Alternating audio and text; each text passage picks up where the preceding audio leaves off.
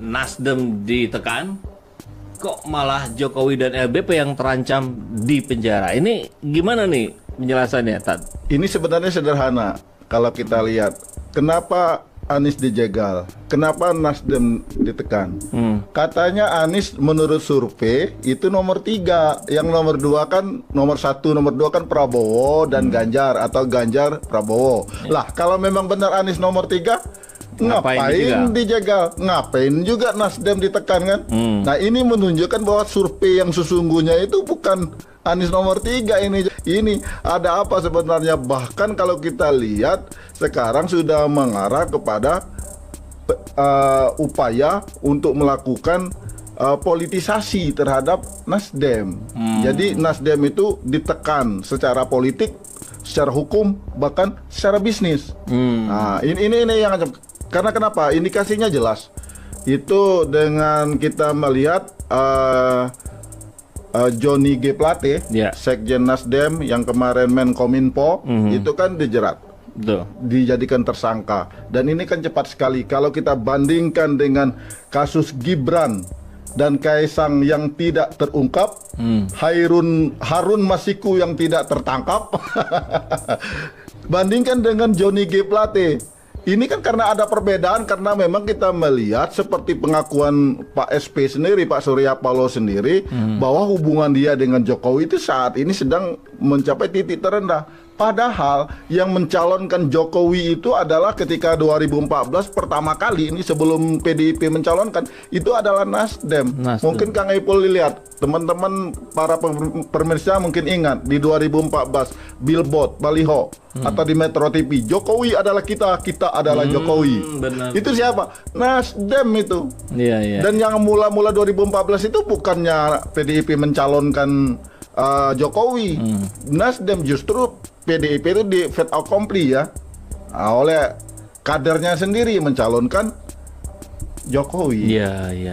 Jadi Nasdem ini kontribusinya sebetulnya terlalu sangat besar. Terlalu sangat besar. Jokowi. Kalau kita lihat persis seperti hari ini, Pak Anies itu disupport habis-habisan sama Nasdem, sama persis dengan 2014 terhadap Jokowi. Coba kita lihat berita di Metro TV, terus kita lihat baliho, ya kan, billboard, media Indonesia, semuanya bergerak itu mensupport Jokowi. Ya kan, ada dulunya Jokowi Epek gitu kan. Itu kan permainan media, ada atau tidak kan wallahu alam ya. Beda dengan Pak Anies yang memang Pak Anies asli.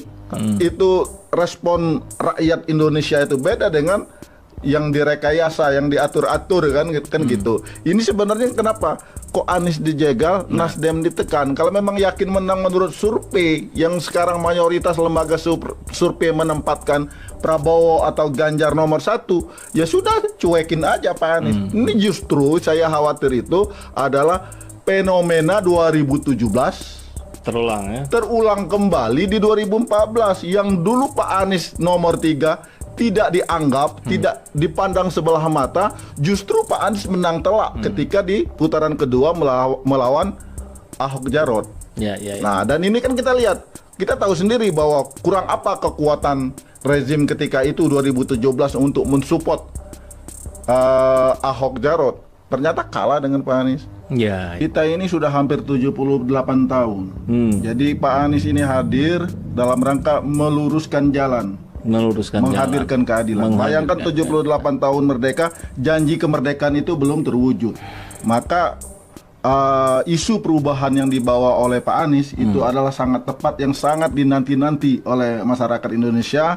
Dan kenapa beliau dijegal? Kalau kita lihat, satu-satunya calon presiden yang membawa angin segar bagi seluruh rakyat Indonesia itu ya Pak Anies. Betul. Ya, dengan berbagai narasinya, gagasan yang disampaikan ke publik, mencerdaskan ya. Betul. Masalahnya kan sekarang sederhana ya. Bagaimana kalau calon presiden yang di-endorse Jokowi, mau baik itu apakah Prabowo, apakah Ganjar, ternyata yang menang Pak Anies.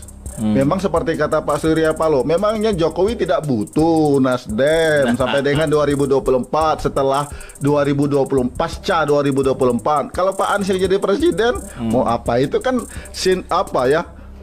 nada ancaman dengan bahasa yang sangat halus, ya bahasa orang Sumatera tapi bisa halus begitu ya. Itu kita melihat memang Jokowi nggak butuh Nasdem nanti setelah nggak jadi presiden atau sekarang untuk 2024 kalau ada isu-isu strategis tentang Jokowi, misal KCIC, ya kan? Nah ini kan sumber itu bisa diusut itu KCIC. IKN itu uangnya kemana tuh, ya kan? IKN yang terutama KCIC nih, kereta cepat Jakarta Bandung. Itu kan bengkaknya luar biasa dan mahalnya luar biasa jika dibandingkan dengan kereta cepat yang dibangun di Arab Saudi maupun di tempat-tempat lain, ya kan? Di Indonesia kok berapa kali lipat? Ini ada apa kan gitu? Dan yang dulu katanya janjinya itu adalah B2B, sekarang akan menggunakan APBN. Ya. Nah, begini, kan kalau kita melihat konteks tadi kembali misalkan Surya Paloh itu dukung dari awal, artinya tentu tahu persis. Bahkan di era Jokowi periode 1 saat kampanyenya di situ pun ada Pak Anies. Pak Anies itu kontributor terbesar juga buat kemenangan Jokowi. Artinya kan begini. Anggaplah kita konteksnya Nasdem nih. Surya Paloh ini tentunya dia tahu persis A ke Z-nya Pak Jokowi, rezim ini dan sebagainya. Sekarang setelah Nasdem ditekan sedemikian rupa dengan Johnny G. Plate-nya, tentu kita tidak sedang membahas apakah dia bersalah atau tidak. Kita membahas tentang unsur politiknya yang terlalu kental ini kan.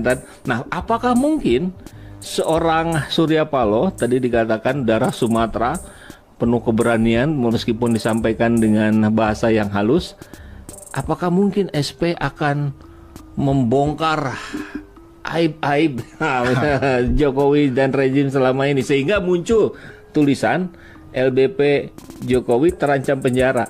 Apakah ke situ kaitannya atau ke yang lain, Tad?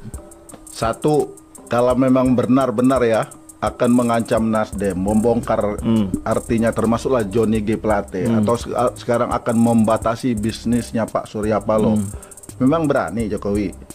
Kan yang terdekat saja. 2019 itu adalah pemenang pilpresnya siapa sih? Waktu itu kan yang rame dibicarakan publik siapa? Metro TV. Yang dulu misalnya Metro TV hasil quick count-nya itu yang menang Prabowo, mati listrik tiba-tiba hidup lagi yang menang Jokowi. Kan yang tahu persis itu siapa? Metro TV.